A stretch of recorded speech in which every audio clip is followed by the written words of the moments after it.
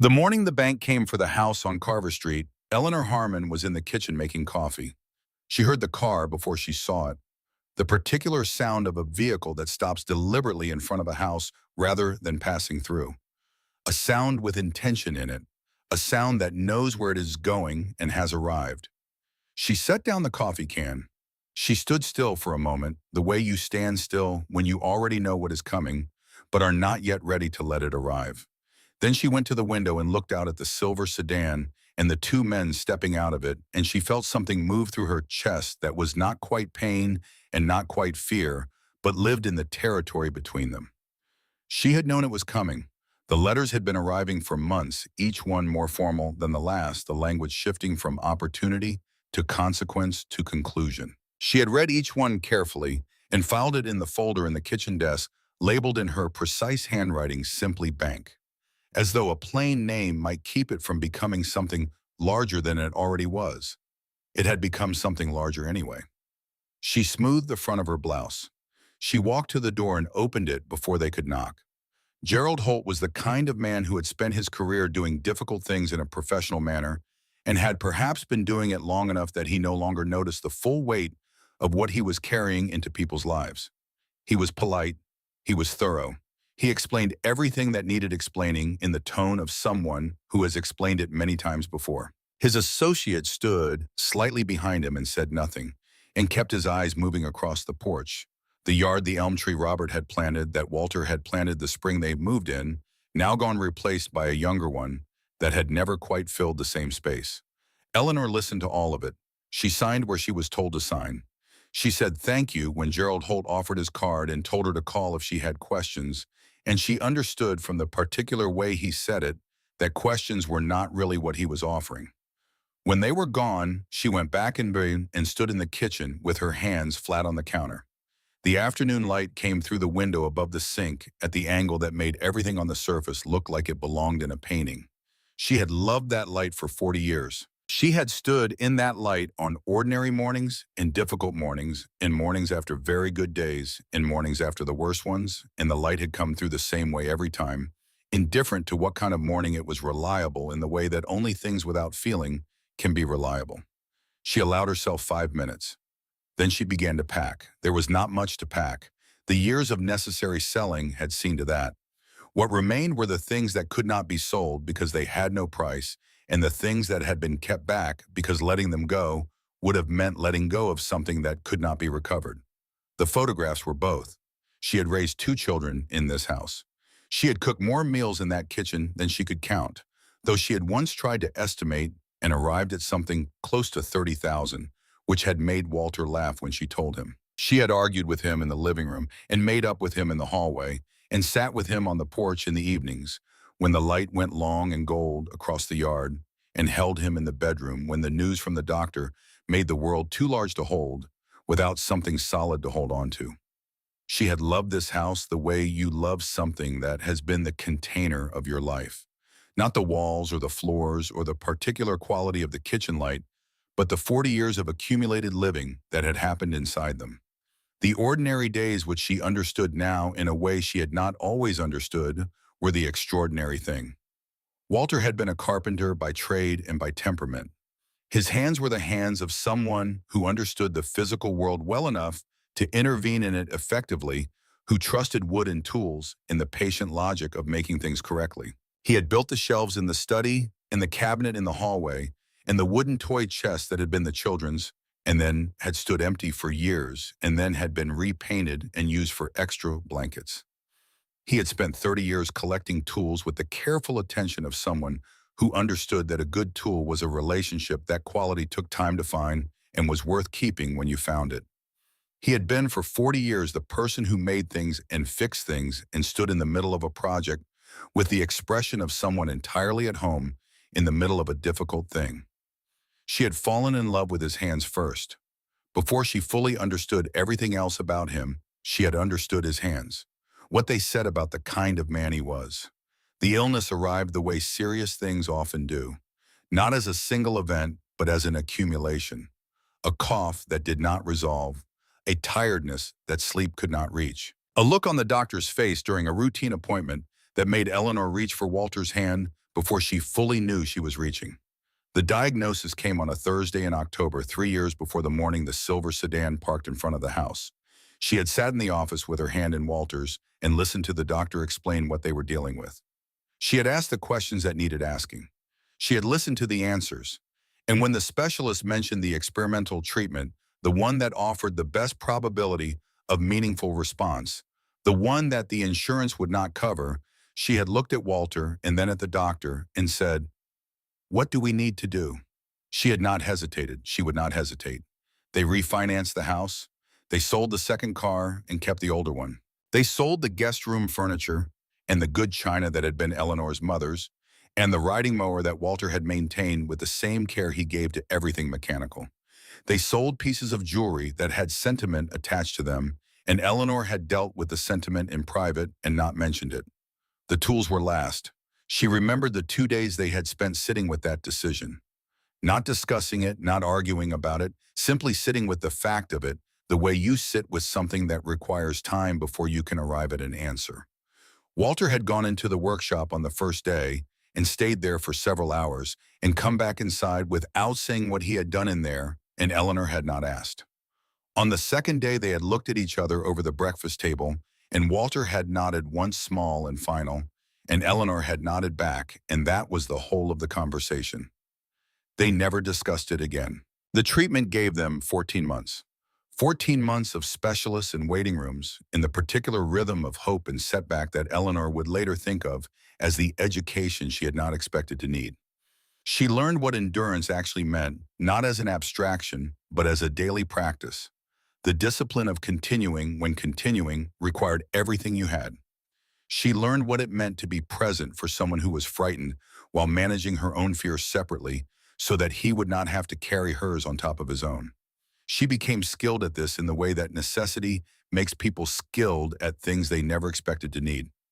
Walter remained throughout all of it more himself than the illness wanted him to be. He refused to be defined by it in the ways it kept trying to define him. He made her laugh in the weeks when laughing felt like an offense against the seriousness of the situation. He held her hand in waiting rooms with a grip that said, "I am still here," that communicated something which could not have been said in words without becoming smaller than what it was. He died on a Tuesday morning in February, in the bedroom where the light came through at a particular angle on Sunday mornings. Eleanor was beside him. She had been beside him for the whole of it, and she was there at the end, and she held his hand until well after the hand stopped holding back. The grief was its own country. She had not been given a map for it. She had lost people before understood loss in the general sense. But losing Walter was different in the way that all losses of 40-year companions are different. It was not only the absence of him, it was the absence of the version of herself that had required him to function. The self that had existed in relationship to him, that had been shaped by and through him, that did not have a clear form without him present. She gave herself the first month to not function. She received the neighbors who came with casseroles and understood that they were doing the right thing even when she was too tired to receive them gracefully. She answered calls from Garrett in Atlanta and Sylvia in Portland, both of them grieving in their own ways, both of them worried about her in the particular ways of adult children who have moved far from home. The letters from the bank resumed in March. She had called Garrett first. The conversation was practical, which was Garrett's way of caring. He had done the calculations. He had numbers prepared. He was ready to explain the situation in terms of what was manageable and what was not, and what the sensible next steps were. And Eleanor had listened to all of it with the patience of someone who had spent the past year learning to listen to difficult information without allowing the difficulty to prevent her from thinking clearly. She called Sylvia second. Sylvia's grief was real and went deep, and the call had required Eleanor to manage two losses simultaneously, her own and her daughter's, which was the kind of labor that does not get counted anywhere. She thanked them both. She told them she needed a little more time to think. She ended the calls and sat at the kitchen table for a long time after. 6 weeks of looking at every number from every angle produced the same result every time. There was no version of keeping the house that was also a version of remaining solvent. The bank's final extension gave her 30 days to arrange her affairs. She spent those 30 days moving through the house the way you move through something you are committing to memory, running her hand along the kitchen counter, sitting on the porch in the late afternoons, standing in the bedroom doorway in the particular quality of the Sunday morning light. On the last night, she sat at the kitchen table with a box of photographs and went through them one by one slowly, the way you go through something you will not be able to go back to in quite the same way. Walter at 29, confident in the particular way of a young man who has recently figured something out. Walter and Eleanor at their wedding on the steps of her parents' house, both of them wearing the expressions of people who do not know what is coming and are entirely ready for it anyway. The children at various ages. Walter in the workshop holding a finished piece with the expression of someone who has made something and knows it. She packed the photographs in the box with the care of someone packing the most important things she owned, which they were. She set the box by the door. In the morning, she put on the charcoal wool coat she had bought in 2015 for a cousin's wedding and worn perhaps 8 times since, and she opened the door and carried the box to the porch. In her coat pocket, $7.43. The $7 needed explanation, though she had given the explanation to no one. 2 days after Walter died, Eleanor had driven to the pharmacy on Millbrook Road. She had driven there because she drove there every third Tuesday, which was when she picked up Walter's prescriptions, and her body had continued the routine before her mind had fully caught up with the fact that the routine no longer had a purpose. She had stood at the counter and given the name and waited while the pharmacist found the bag and told her the amount, and she had paid and received the change and walked to the car and driven home. She had walked into the kitchen and set the paper bag on the counter and stood looking at it for a long time. There was no one to give it to. She had stood in that kitchen light with the bag of medication for a man who was no longer alive to take it and felt something pass through her that had no adequate name. She put the bag in the cabinet above the refrigerator. She put the $7.43 in the pocket of the charcoal wool coat hanging by the door, and she left it there. That was 6 months before the morning Gerald Holt came with his silver sedan and his professional courtesy. The 43 cents was the change. The $7 was the amount remaining of the 40 her wallet had held when she went to the pharmacy after the copay after the small coffee she had bought at the drive-thru on the way back, because the drive-thru was a Tuesday routine too, and her body had followed it automatically. $7.43. The last transaction of a life she had built with someone who was no longer here. She had not been able to throw it away. Gerald Holt and his associate arrived at 9. They were professional. They were not unkind, which Eleanor appreciated in the way you appreciate something that makes a difficult situation slightly less difficult without changing the nature of the situation. One of them offered to help with the box. She said no thank you. She walked down the porch steps and along the front path and through the gate, and she did not look back at the house because she had done her looking on the last night, and there was nothing left to see that she had not already committed to memory. She walked to the end of Carver Street and turned right and kept walking. The extended stay motel on Route 9 was the kind of place built for practicality and without any particular feeling about it. Eleanor stayed 11 days. She left the television off. She ate simple food and slept and woke before dawn and lay in the unfamiliar dark and thought through her situation with the directness she had been developing for the past 3 years, the ability to look at difficult things without either minimizing them or being destroyed by them. She was 68 years old. She had $7.43 in her coat pocket. She had her monthly Social Security deposit, which was covering the motel and the food, and leaving very little beyond that. She had a daughter in Portland and a son in Atlanta who would help if she asked, and she had not asked. She understood what she was looking for. She was looking for something that was hers, not given, not borrowed, not a room in someone else's house in a city where she did not know the streets. Something that was hers in the fundamental sense, the sense that could not be revised by someone else's circumstances or someone else's decisions. She did not know what that something was. She knew it when she thought about the alternative, the careful, grateful receiving of help that would require her to become a different kind of person than she had spent 68 years becoming. The newspaper was free. It sat in a stack near the ice machine. She picked it up on the 11th day out of habit, the kind of reading that fills time on difficult mornings, and she was halfway through it before she reached the notice in the back pages. Government Land Disposal Auction. Harlan County Properties Surplus and Condemned. Saturday, May 14th, County Fairgrounds Building, 14 properties were listed. She read through them in order the language of official notices, parcel numbers, and acreage, and minimum bids and access descriptions. 13 of the 14 were ordinary entries, the language of land that someone had decided to let go of in an organized way. The 14th was different. Parcel 14, 2.3 acres with structure. Ridge Road approximately 11 miles east of town. Structure condemned County Order 2018. Minimum bid not established. Classification non-recoverable. No utilities. Access road unpaved and seasonal. She read it 3 times. Non-recoverable. She understood what this meant. It had gone through every process the county had for moving unwanted land and had found no taker at any price. This auction was the final administrative gesture before whatever happened to land that no one would accept even for nothing. She folded the paper carefully and put it in her coat pocket beside the $7.43. That night, she sat on the motel bed and thought about it with the clarity she had developed over the past 3 years, the clarity that comes from having faced things that cannot be softened by wishful thinking. She was 68 years old. She had almost nothing. She had not been trained for what she was considering and had no practical knowledge of what it would require, and understood that the gap between where she was and where she would need to be was significant.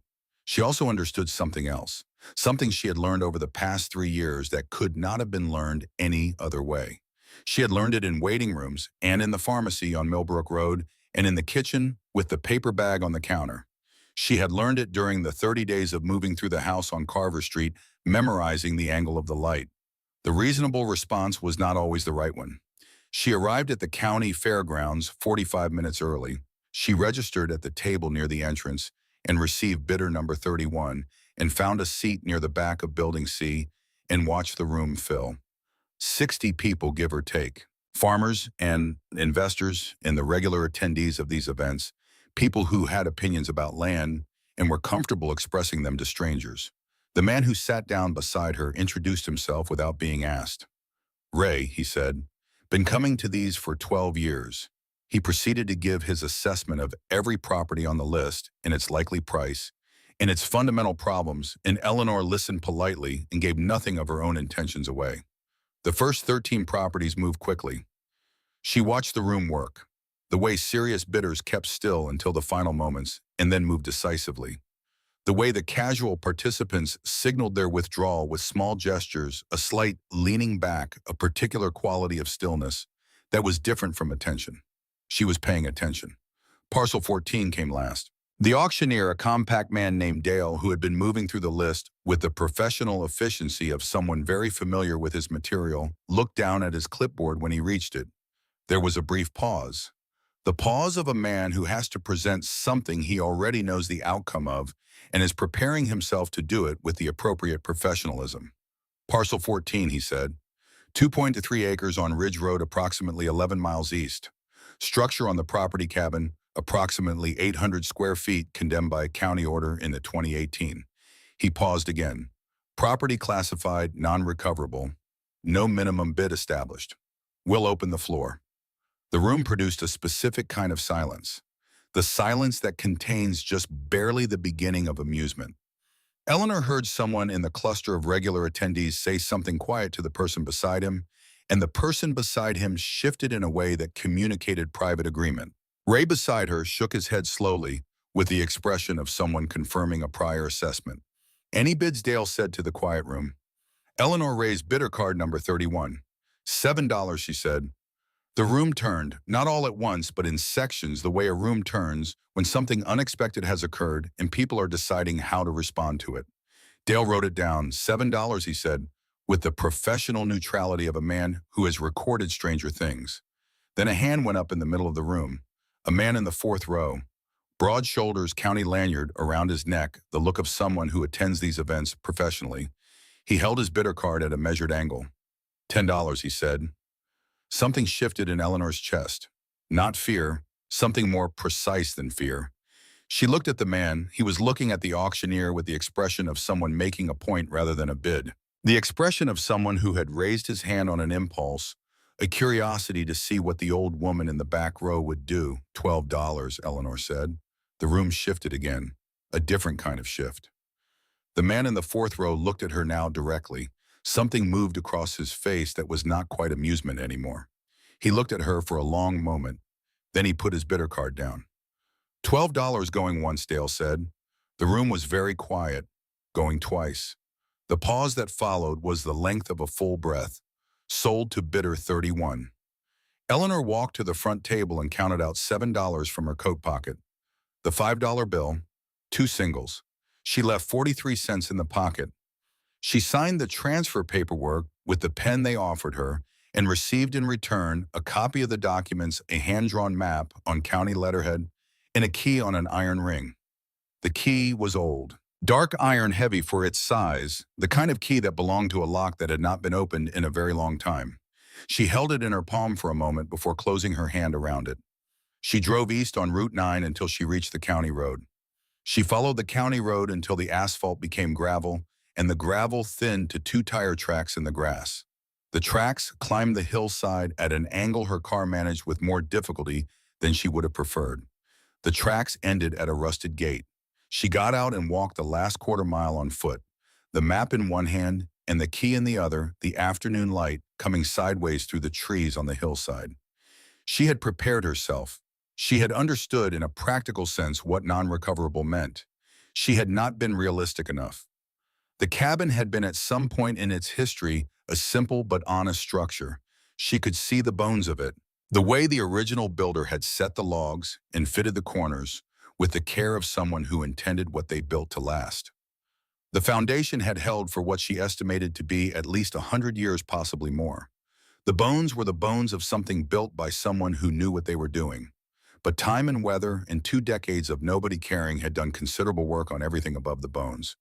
The roof had failed in 2 sections, leaving what had been the kitchen and the main room open to the October sky. The porch had separated from the front wall and lay at an angle in the overgrowth, like something that had fallen and not been helped back up. One window remained intact, glazed with decades of grime.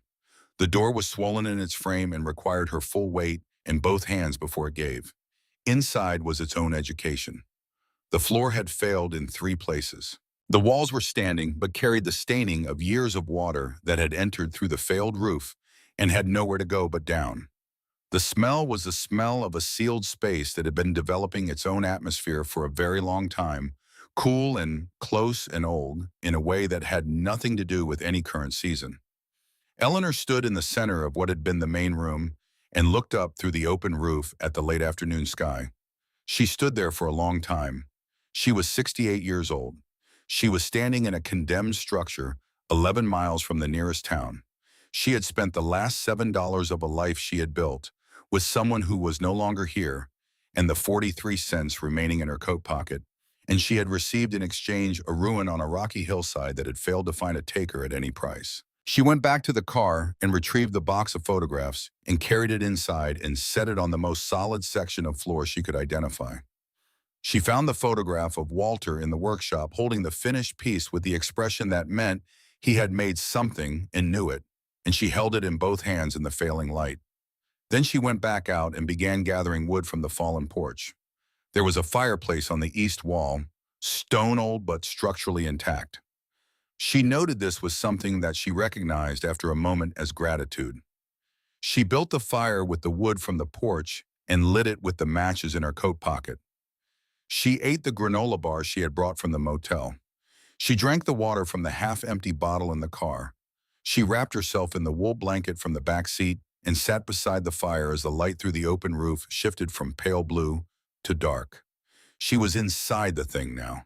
There was no version of this that she could be extracted from.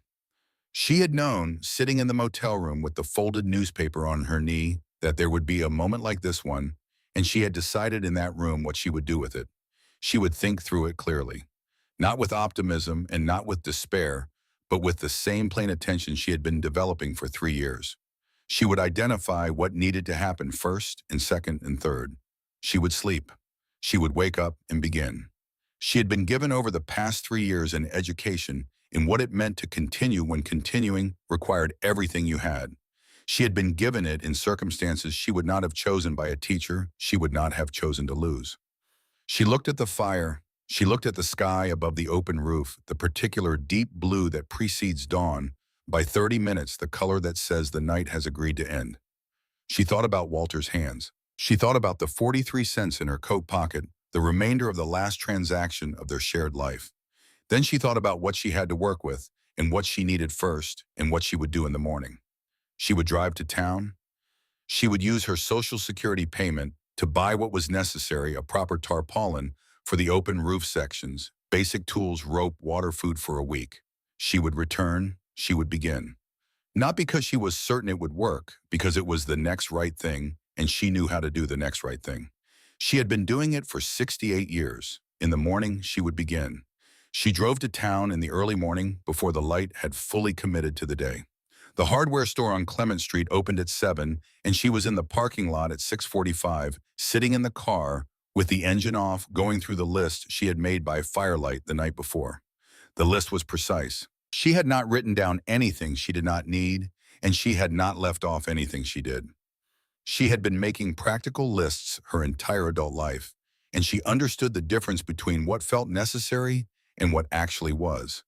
Tarpaulin heavy grade, rope 50 feet, pry bar, hammer, box of nails mixed, work gloves, flashlight and batteries, matches, water gallon jugs, 4 of them. Food for 7 days, simple and calorie dense. That was it. That was what she could afford and what she needed first. When the doors opened, she moved through the store with the list in her hand and took what was on it and nothing else. The young man at the register looked at the collection of items and then at Eleanor and did not ask any questions, which she appreciated. She drove back up Ridge Road with the supplies in the trunk and the first real light of the day coming through the windshield from the east. At the rusted gate, she loaded what she could carry in 2 trips and walked the quarter-mile to the cabin. She set everything inside the door. She looked at the open sections of roof where the morning sky was visible. She put on the work gloves. She began. The first 2 weeks were an education in the specific nature of difficulty. She had known in the abstract that the work would be hard. She had understood this with the part of her mind that processes information and reaches conclusions. What she had not known was the particular texture of that hardness, the way it lived in the body rather than the mind, the way it accumulated across days rather than arriving all at once. The tarpaulin went up over the kitchen section on the first day, which took 4 hours and required her to be on the cabin roof twice, which required a ladder she had not thought to buy and had to improvise from fallen timber, lashed together with the rope, which took most of the morning by itself. By afternoon, she had a working ladder, and by evening, she had a partial roof and a clear understanding of how much she did not know about how to do this. She adapted. That was what the past 3 years had made her good at. Not success on the first attempt, but the ability to absorb what the first attempt revealed and revise accordingly. She had learned this in waiting rooms and in the pharmacy on Millbrook Road. She had learned it during the 30 days of moving through the house on Carver Street and during the 11 nights in the motel on Route 9 with the television off, thinking through problems she had not asked to have. She rented a wheelbarrow from the hardware store and began clearing the collapsed porch debris. This took 4 days of sustained work that left her returning to the car in the evenings, unable to sit down without wincing. She found she was sleeping deeply and completely in a way she had not slept since before the diagnosis, which had a logic to it she did not examine too closely. The floor occupied most of the second week. 3 sections had failed entirely, and a 4th was soft enough to be untrustworthy. She cut boards from the salvageable porch timber and fitted them across the gaps, temporary stabilization rather than repair, but stable enough to walk without testing every step. She learned in the process something about the floor as a whole, the way it connected to the foundation and where the problems were structural and where they were only surface. The floor had a logic to it once you understood what you were looking at. Most things did. On the 9th night, she sat beside the fireplace and looked at her hands in the firelight.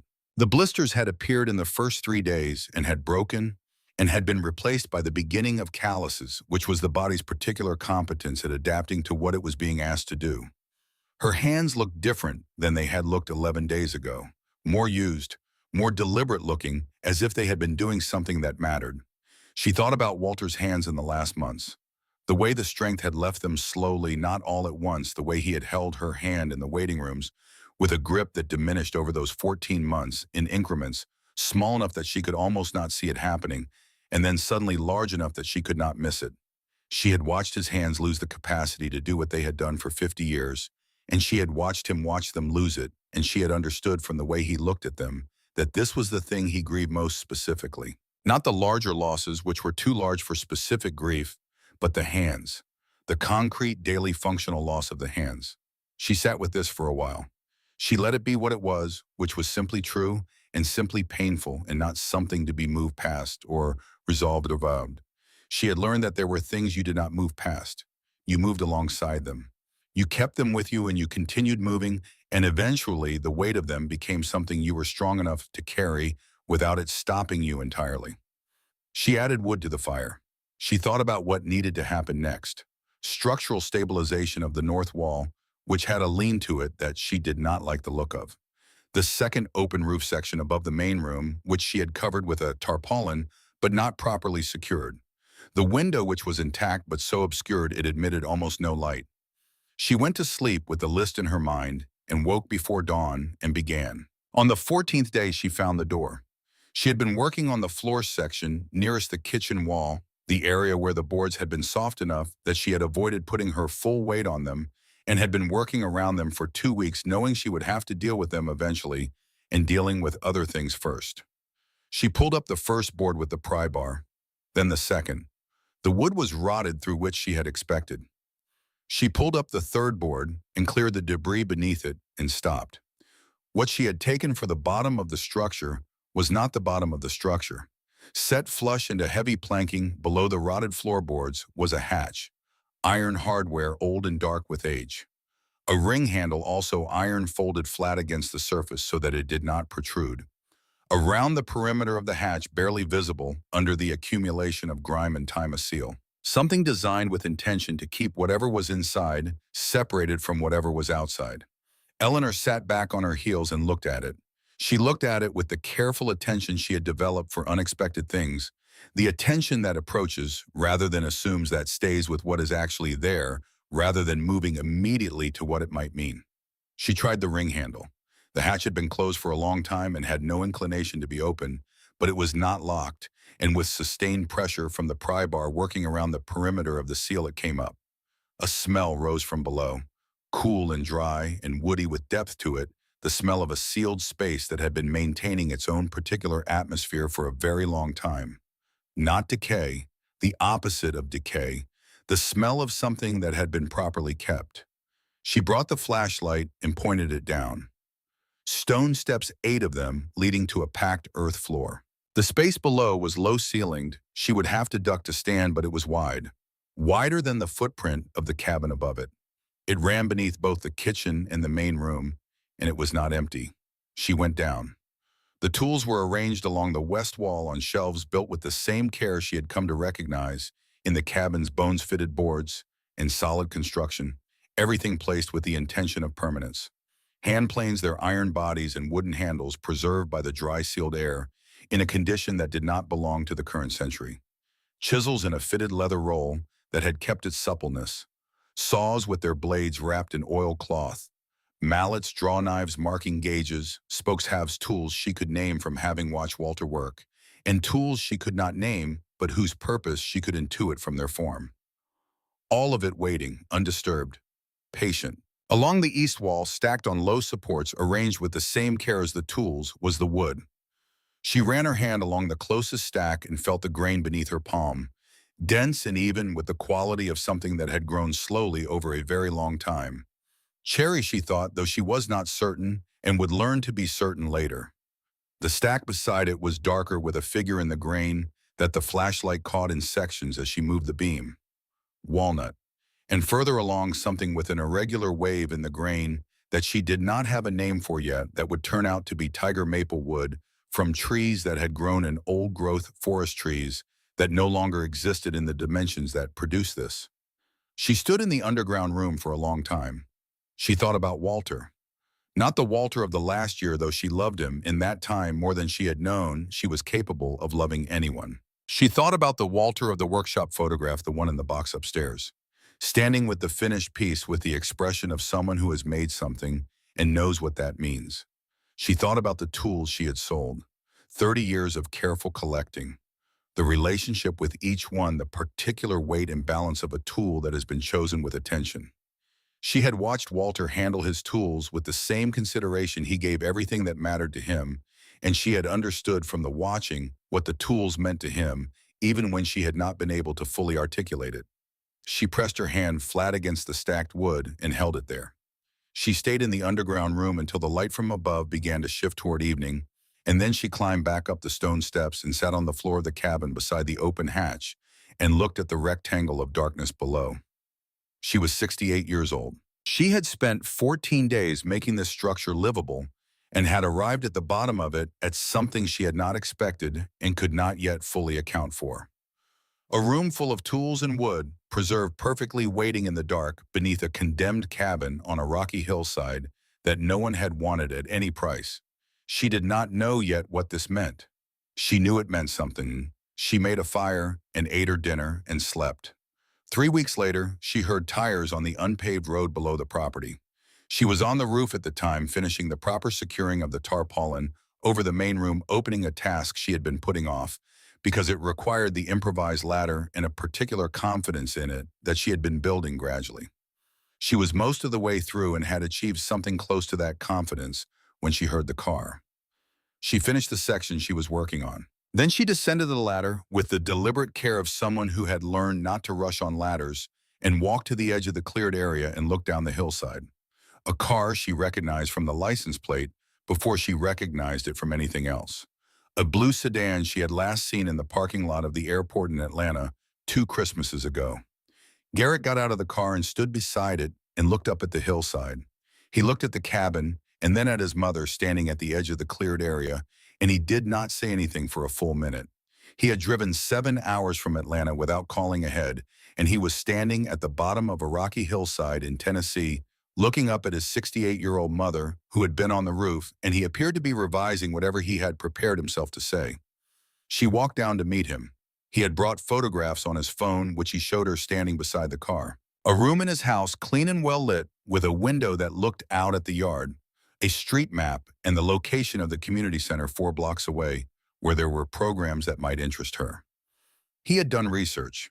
He had thought about it carefully and done the research the way he thought about everything practically and thoroughly, and he had driven 7 hours to present it. She let him present it. She looked at the photographs. She listened to the description of the room and the community center and the neighborhood and what it would mean in practical terms for her situation. She understood that everything he was saying came from the part of him that loved her and was frightened for her, and she held that understanding alongside the content of what he was saying and considered them separately.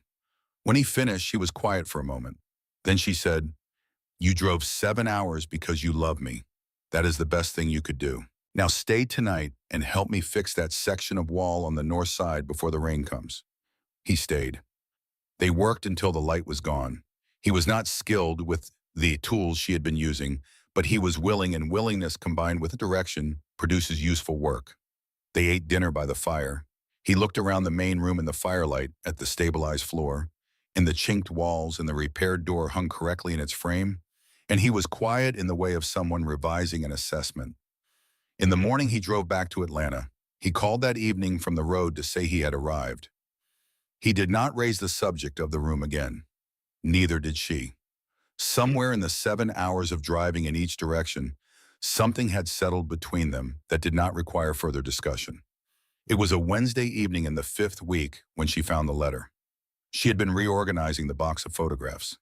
Not because it needed reorganizing. She had reorganized it twice already since arriving at the cabin, and she understood that this was not really about the photographs.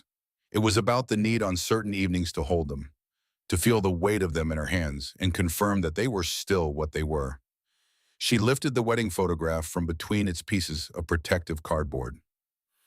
It was the photograph she returned to most often, the two of them on the steps of her parents' house, with the expressions of people who do not know what is coming and are entirely ready for it anyway. Something fell from behind it, a folded piece of paper. Her name on the outside in handwriting she would have recognized anywhere at any distance, in any condition. She sat very still. The handwriting was Walter's. The version of it from the last year slightly altered by the medication and the weakness, the letters less even than they had once been, the pressure of the pen lighter.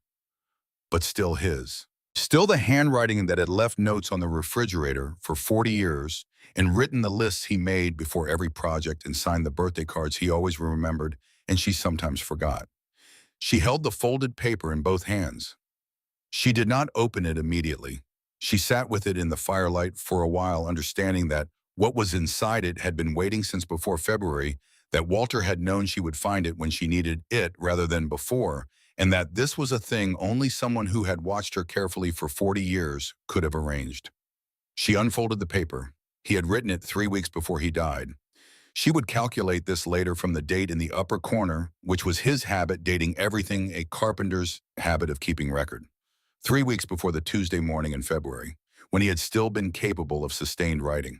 After that, his hands had been too unsteady, and they had talked instead of written, though she had not known at the time that the talking was a substitution. He had written to her the way he spoke when he was being most himself, directly, without performance. He told her he knew her. He told her she would take care of everything and be strong for everyone and be practical about what needed to be practical, and that she would be fine because he had watched her be fine for 40 years in circumstances that would have finished less determined people. He told her he also knew what she did with hard things, that she carried them inside and managed them and did not let herself be inside them until she was somewhere private. So this, he wrote, is your private place. You can be sin. You are allowed to be Finn for exactly as long as you need to be. No one, including me, from wherever I am going, will think less of you for it. He told her he had thought about what to leave her that would be useful. He had thought about advice and instructions and all the practical things a person might put in a letter like this. And then he had decided that what she needed most was something she already knew and kept forgetting. She had never needed anyone to tell her what to do. She had always known. She only sometimes needed permission to trust it. So here is your permission. Trust what you know and trust your hands. Trust that the next right thing will present itself when you are ready for it. Where there is love, there will be a home. I believe that. I believe it because you showed me it was true for 40 years. I love you. I will be watching, Walter. Eleanor read the letter twice. She read it with the attention she gave to things that mattered, taking in each sentence fully before moving to the next. Then she folded it and held it in both hands and let herself be inside the thing she was inside of. She had not cried since the first night at the cabin. She had felt the grief every day, had carried it the way Walter had said she carried hard things inside and managed present, but not all the way through. She had been too occupied or too tired or too deep in the practical work of continuing to let it arrive completely. Now, in the quiet of the Wednesday evening, with the fire doing what fires do, and the open hatch to the room below, and Walter's handwriting between her hands, it arrived completely. She cried for her husband, for the 40 years of him, all of it, the ordinary Tuesdays and the difficult Octobers and the workshop photograph and the particular way he held his tools and the grip of his hand in the waiting rooms getting lighter by degrees in the morning in February, when the hand stopped holding back entirely. She cried for the house on Carver Street and the kitchen light and the 30,000 meals and the tools she had sold and could not unsell, in the 14 months that had cost everything and had not been enough and could not have been made to be enough by any amount of what she had given. She cried for the Tuesday evenings that had been their evenings, the uncomplicated ease of two people who had earned the right to be uncomplicated with each other, which she understood now was the thing she missed most, specifically, the ease, the particular quality of being known so thoroughly that nothing needed explaining. She let it come completely, and she let it run its course, which took longer than she expected and required more of her than she had budgeted for. When it was done, she sat quietly for a while with the used-up feeling that follows grief when you have let it move through you rather than held it back. The firelight moved on the wall. The smell of the underground room came up through the open hatch, cool and woody and old. She felt in a way she had not felt since February that Walter was not entirely gone. Not because she had confused herself about the facts, she knew the facts, and she had never been a person who confused herself about facts, but the person who had known her for 40 years and had seen her clearly enough to write this letter and hide it in the place she would find it when she needed it. Most had left something of himself in the world that was present in this room, on this land, in the tools below, and the patient wood below and the particular rightness of her being here that she was only now beginning to fully feel. She folded the letter with care and put it in the pocket of the charcoal wool coat, beside the 43 cents. Then she sat for a while longer, not thinking about anything in particular, just present in the room with the fire and the night outside and the open hatch and everything she now knew. After a while, she got up and went to the hatch and climbed down the stone steps into the underground room.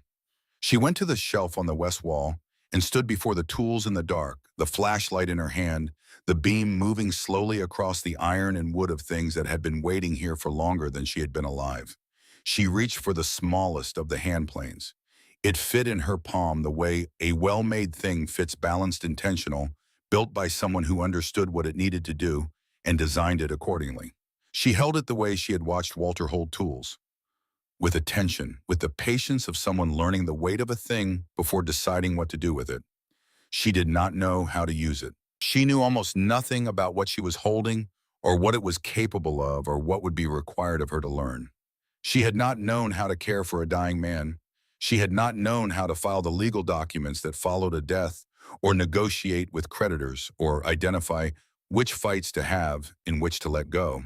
She had not known how to buy a condemned property at a government auction or stabilize a failed floor or secure a tarpaulin over a collapsed roof section or any of the dozen other things she had learned to do in the past 5 weeks. She had learned all of it the same way. By being in the middle of something and paying attention and accepting that being in the middle was not the same as failing, and that not knowing at the start was not the same as not being able to learn. Trust what you know. Trust your hands. She stood in the underground room with the hand plane in her palm and the flashlight on the tools and the patient wood along the east wall, and she thought about what Walter had written, and she thought about the next right thing, and she understood with a clarity that surprised her by arriving so completely what the next right thing was. She would learn this. She would learn it the same way she had learned everything else that had ever mattered. She carried the hand plane up the stone steps and set it on the floor beside the open hatch. She would find a book. She would go to the library in town and find a book that started at the beginning, and she would read it the way she read everything, carefully going back to what she did not understand and staying with it until she did. And then she would begin. The library in Harlan County was open Tuesday through Saturday, 9 to 5, and Eleanor was there when the doors unlocked on the first Tuesday of June. She found what she was looking for in the reference section. A woodworking fundamentals text from 1987, thick and practical, written by someone who assumed no prior knowledge and began at the actual beginning. She checked it out with her library card, which still listed the Carver Street address and which the librarian accepted without comment, and she drove back up Ridgey Road with the book on the passenger seat. She read it that evening by firelight and by the lantern she had bought on her second trip to town. She read slowly the way she read things that mattered, going back to passages she did not fully understand and staying with them until she did. She made notes in the margins in her precise handwriting. She looked up from the page and held a small hand plane and tried to match what the book described to what she was holding, the function of each part, the relationship between the blade and the mouth and the angle of the cut. She did this for 3 evenings before she took the plane to a piece of wood. The wood she chose was from the fallen porch timber, not from the underground room. She understood instinctively that the wood below was not practice wood. The wood below was for when she knew what she was doing, or at least when she knew enough to not waste what could not be replaced. The first pass of the plane across the porch timber produced a result that the book would have described as incorrect. The blade was angled wrong and the cut tore the surface rather than shaving it, producing not the thin curl of wood she had seen in the book's photographs, but a ragged gouge that made her stop and look at it and then look at the book again. She adjusted. She tried again. The second pass was better in one way and worse in another. She noted both specifically the way she noted everything she was learning as information rather than judgment. This was the adjustment she had made sometime in the past 3 years without fully registering that she was making it. She had stopped responding to failure as evidence of incapacity and had started responding to it as data about what to try differently. The wood taught her things the book did not cover. She had expected wood to be passive, a material that submitted to the tool. What she discovered was that it had a logic of its own, a grain that ran in a direction, and had a preference about which direction you moved against its surfaces that responded differently depending on the angle of approach, a behavior that was consistent once you understood it, but that required understanding before it would cooperate. She remembered Walter telling her once standing in the workshop at Carver Street with a piece of walnut in his hands that every piece of wood remembered the tree it came from. She had listened and understood this as a piece of characteristic Walter poetry, a way of saying something true about his relationship to his craft in terms that were more lyrical than technical. She had gone back to start dinner. Now she understood it in the way the body understands things, in her wrists and palms and in the particular resistance of a cut made against the grain versus one made with it. The wood did remember, or at least it carried in its cellular structure the record of how it had grown, and that record was either an ally or an obstacle, depending on whether you had learned to read it. She began to learn to read it. The first month of learning produced 31 pieces. Most of them were small, shelf brackets and simple boxes, and a cutting board that she used herself in a small frame for the photograph of Walter in the workshop, which she hung on the west wall of the cabin where the morning light reached it first. The quality improved noticeably from the first piece to the 31st. She could see it herself, which mattered. Not because she needed external validation, but because being able to see your own improvement accurately was essential to knowing what to work on next. She had a precise eye and no sentimentality about her own work, and these turned out to be the right tools for learning a craft.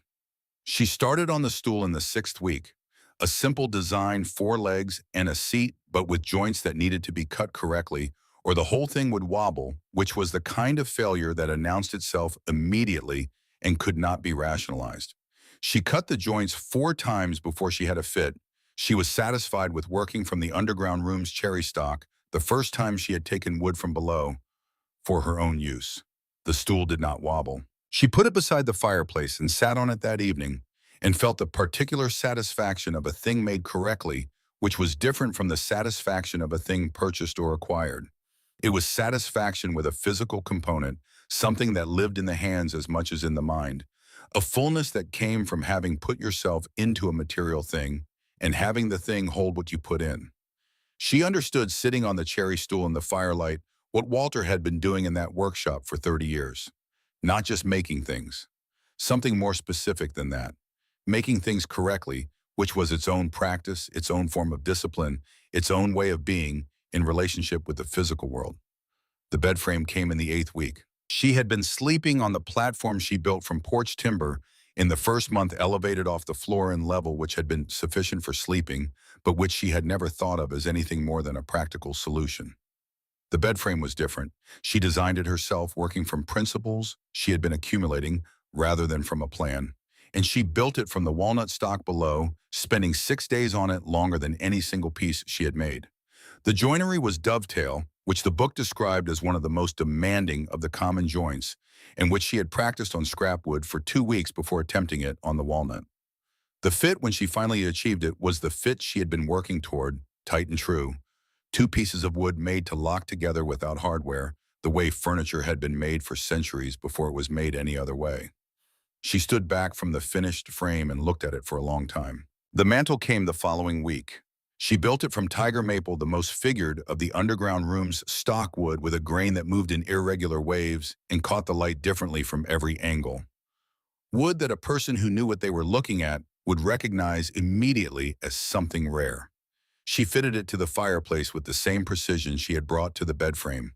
The joints cut to allow no light between the surfaces. The surface planed to a smoothness that did not require finishing. When it was in place, she stood in the center of the main room and looked at it. She thought about the workshop photograph. Walter holding the finished piece with the expression that said he had made something and knew what that meant. She had taken the photograph from the frame on the west wall and held it at arm's length, and looked at the expression on his face, and then looked at the mantel and understood with the completeness of something arriving, rather than being decided that she had found the same thing he had found in that workshop. Not his thing, her version of it. Trust your hands. She did.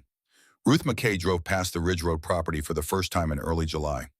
Eleanor knew this because she was in the cleared garden area when the truck came slowly down. The road slowed further as it passed the rusted gate and continued without stopping. She noted it without reading anything into it. People slowed down when something was different from what it had been. The property had been empty for years. A car in the driveway and cleared land, and a cabin with a properly hung door were different from what it had been. 3 days later, the truck came back. This time it stopped. Ruth McKay was 71, broad-shouldered and deliberate in her movements, with the kind of face that had settled into its final arrangement and was comfortable there. She came through the gate carrying a jar of pickles and introducing herself without excessive preamble. She had the property on the connecting road. She had been widowed the previous spring. She had driven past 3 times before stopping because she wanted to be sure she wasn't intruding. "You're not intruding," Eleanor said. Ruth came inside. She looked at the mantel and the bed frame visible through the open bedroom door, and the stool beside the fireplace, and the photograph in its walnut frame on the west wall. She asked direct questions and accepted direct answers and did not fill silences with noise. They talked for 2 hours and ran out of nothing to say, but agreed naturally that the afternoon was getting on and she should probably get back. She came back the following Thursday, and the Thursday after that, after. It became the pattern without either of them proposing it, in the way that patterns between people who understand each other establish themselves without requiring negotiation. Warren Fisk came in August. Ruth had mentioned him as someone who might want to see the property, which Eleanor had understood as Ruth's careful way of saying that someone she knew needed something she thought Eleanor might have. Warren drove 90 minutes from Knoxville on a Saturday morning, and Eleanor showed him the garden and the main room, and did not show him the underground room, which she was not yet showing anyone. He sat in the garden for 3 hours. He was not a man of many words, and Eleanor did not require him to be. He left with the expression of someone who had found something they had not known they were looking for and had not expected to find on a rocky hillside in Harlan County. He came back twice more before the summer ended. Both times he sat in the garden, and both times he left calmer than he arrived. Eleanor did not fully understand what the property gave him. She did not need to understand it. She could see that it gave it. Word moved the way it moves in small communities, through the particular channels of people who know someone who needs something and know someone who might have it. She had not planned for any of this. She had not planned for Ruth or Warren or the 3 other people who found their way to Ridge Road over the course of the summer. She had simply been doing what she was doing, and what she was doing had a quality that people recognized when they encountered it, even when they could not name it precisely. Roy Caldwell arrived on a Thursday afternoon in August in an official county vehicle. Eleanor knew the name before he introduced himself. She had done some research at the library after the auction, curious about the man who had raised his bidder card to $10 and then put it down.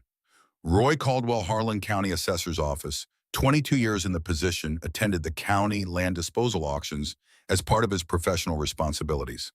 He was a compact man in his early 60s with a methodical quality about him that she recognized as the quality of someone who had learned to look at things carefully before forming conclusions.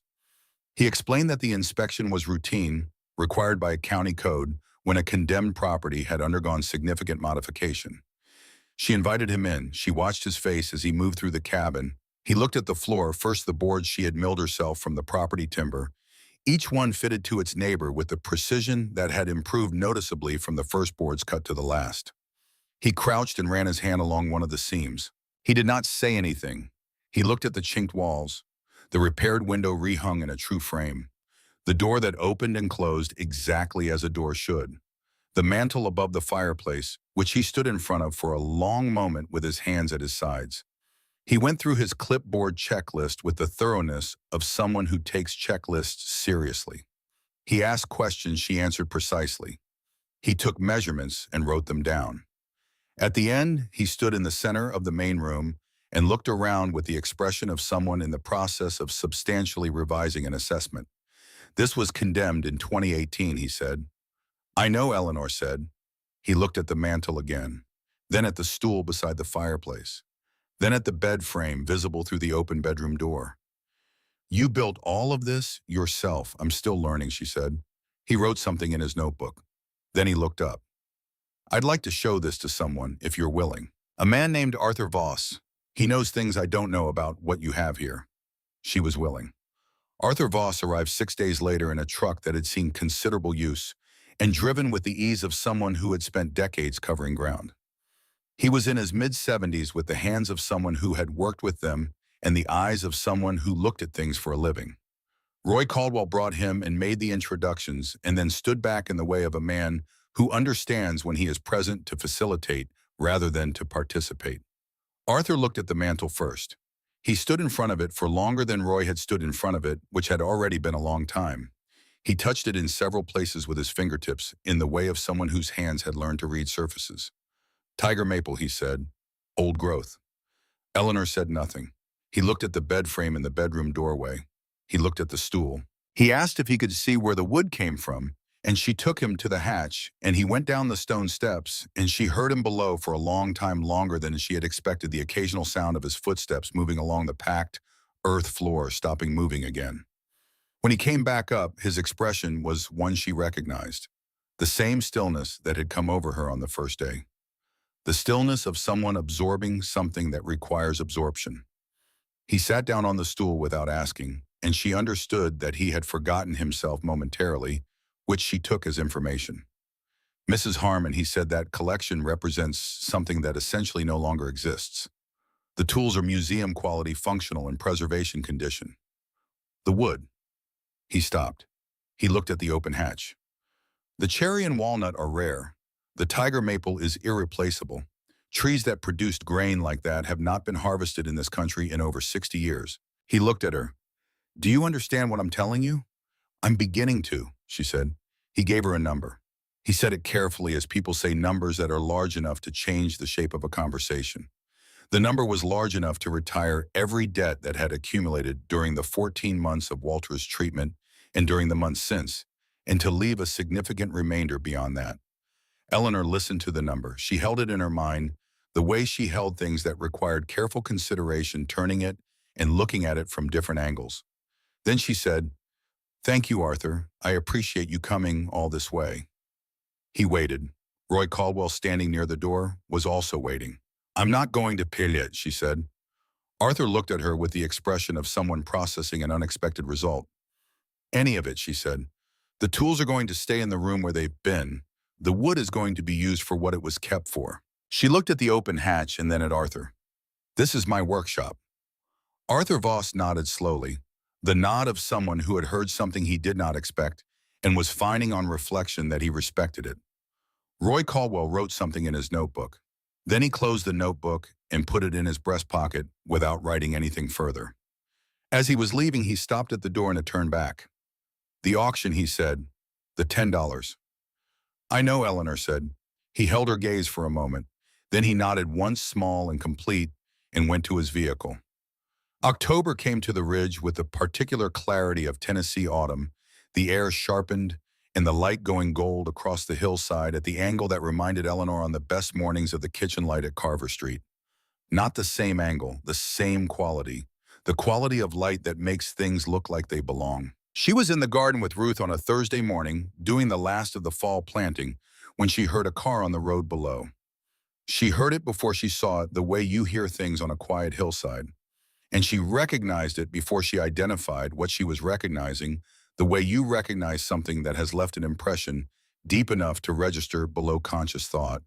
A silver sedan, moving slowly on the unpaved road with the deliberateness of a vehicle that is not familiar with the surface. She felt something move in her chest. Not the thing she had felt on the morning the silver sedan had come to Carver Street, that complicated territory between pain and fear. Something different, clearer. A kind of readiness that was not anger and not defensiveness, but was simply a full awareness of where she stood and what she knew. "I'll be a few minutes," she told Ruth. She walked down the hillside to meet the car. Gerald Holt looked different than he had on the morning of the Carver Street eviction. Or the 14 months had arranged themselves differently on his face, which amounted to the same thing. He got out of the sedan and stood beside it and looked up at the cabin and the garden and the cleared hillside, and something moved through his expression that she could not read precisely, but that had the quality of a revision. "Mrs. Harmon," he said. "Mr. Holt," she said. He looked at the cabin again. Then at the garden, where Ruth had tactfully found something requiring her close attention near the raised beds and was not looking toward them. Then at Eleanor. "I heard about the property," he said. "Roy Caldwell mentioned it. And Arthur Voss. Word travels," she said. He organized himself the way she remembered him organizing himself at Carver Street, the professional preparation of someone about to deliver a presentation he has prepared for. He said, a group of investors who had been looking at properties in this part of the county. The land had potential.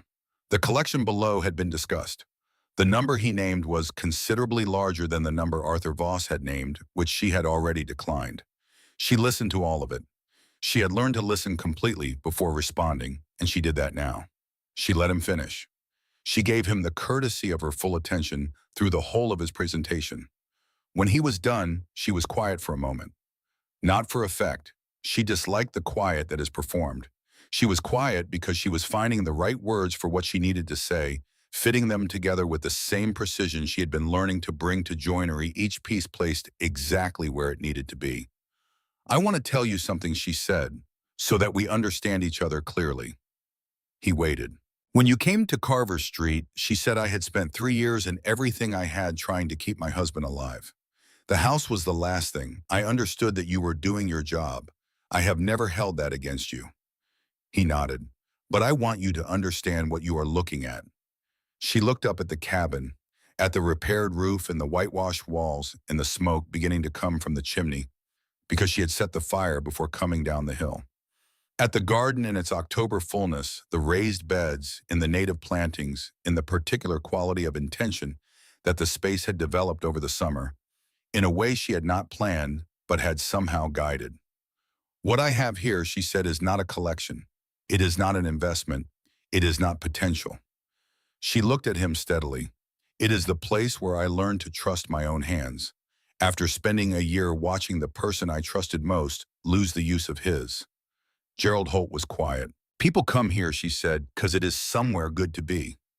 I did not plan that, but I understand it now, and I understand that what makes it that is not something that transfers in a transaction." She paused. "You cannot buy it, Mr. Holt. You could not the first time, though. That was a different kind of not buying, and you cannot now." Gerald Holt looked at her for a long moment. He was not, she had decided over the course of the past few minutes, a bad man. He was a man who had spent a career in a system that reduced things to numbers and had been doing it long enough that he sometimes lost track of what the numbers were attached to. She did not need him to understand everything. She only needed him to understand that she was not available. "I'm not interested in selling," she said.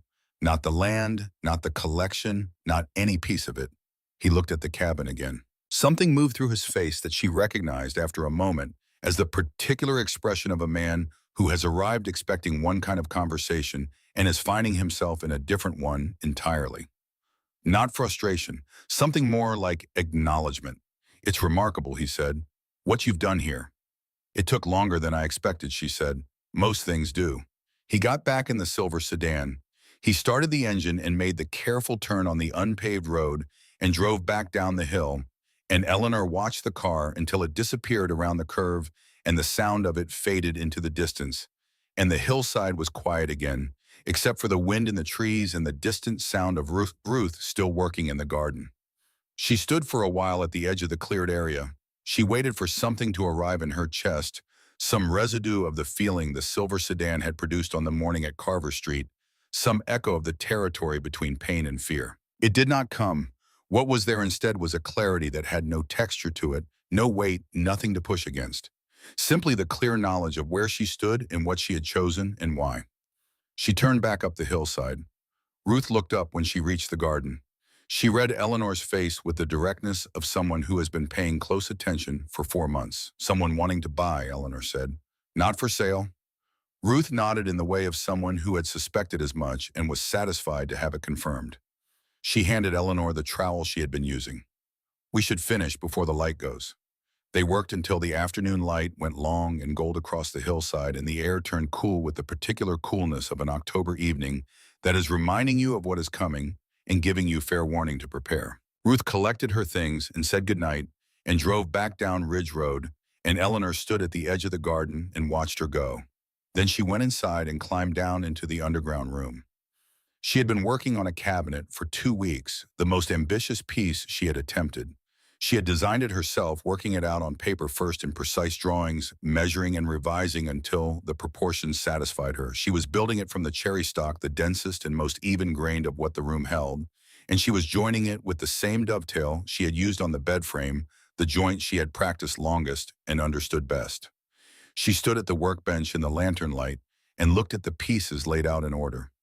She picked up the hand plane, the small one, the first one she had taken from the shelf on the evening she found Walter's letter, now as familiar in her hand as anything she had ever held. She worked for 2 hours.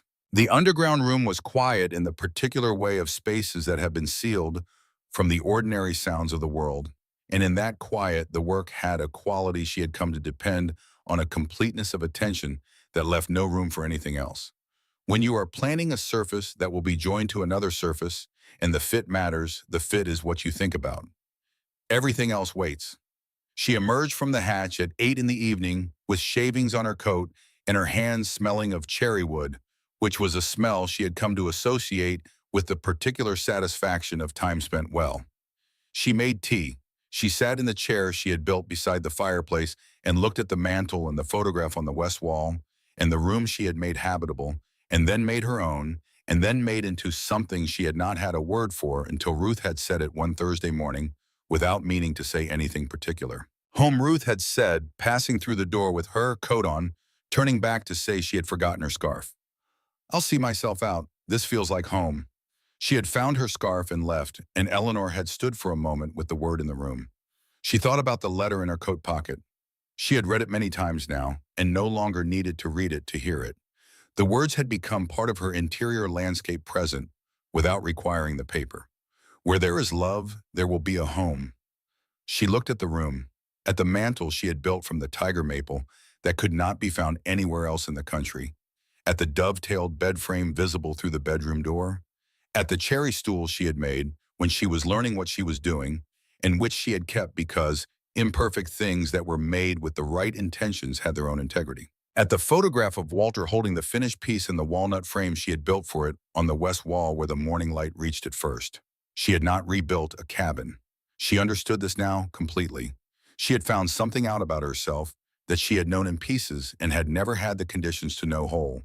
She had learned it in stages in the pharmacy on Millbrook Road, and in the motel on Route 9, and in the county fairgrounds building with the iron key in her palm, and in the first 14 days of work that cost more than she had budgeted and gave more than she had expected. She had learned it in the underground room with the hand plane, and in the cherry stool that did not wobble, and in the tiger maple mantle that caught the light differently from every angle.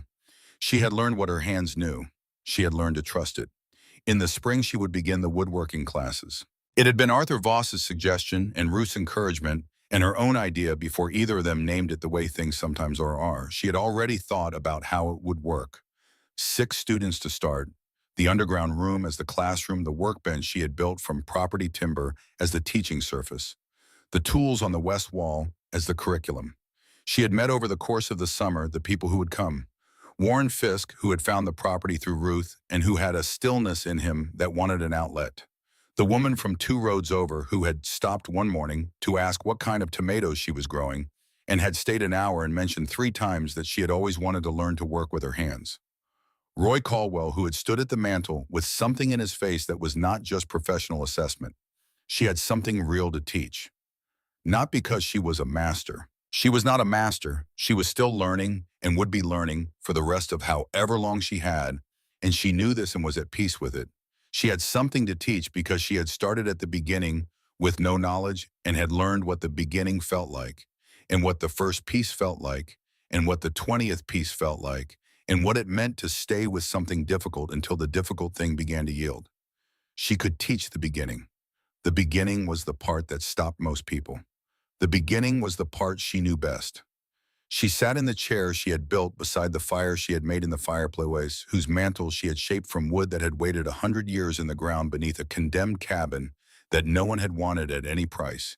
And she looked at the photograph of Walter on the west wall, and she thought about what he had written. Trust what you know.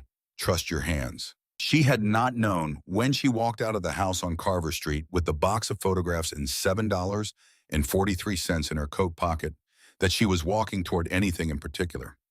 She had known only that she was not finished, and that not being finished required continuing, and that continuing was something she knew how to do. She knew more now. She knew the weight of a hand plane and the logic of grain and the difference between cutting with the wood and cutting against it. She knew what a fitted joint felt like when it was right, and what it felt like when it was almost right, which were not the same thing and could not be made to be. She knew what it meant to make something correctly and to stand back from it and see that it was correct, and to understand fully what had been required to arrive at correct. She knew that the 43 cents was still in her coat pocket and that she would keep it there, and that she did not need to explain why to anyone who had not already understood. She knew that the people who would come to learn in the spring would arrive not knowing what they were capable of, which was exactly the right way to arrive. She had arrived that way herself. She would tell them what she had learned in the underground room on the night she found Walter's letter holding the smallest hand plane in the lantern light with no knowledge and no plan, and everything still ahead. You begin. That is the whole of the instruction. You are in the middle before you understand how you got there, and the middle is where everything actually happens, and the middle is not the end. The fire moved on the wall. The night outside was quiet, with the deep quiet of 11 miles from the nearest town, the kind of quiet that has texture to it, presence of fullness that the noisy world forgets is possible. Eleanor Harmon sat in the chair she had built and looked at the room she had made and thought about the spring.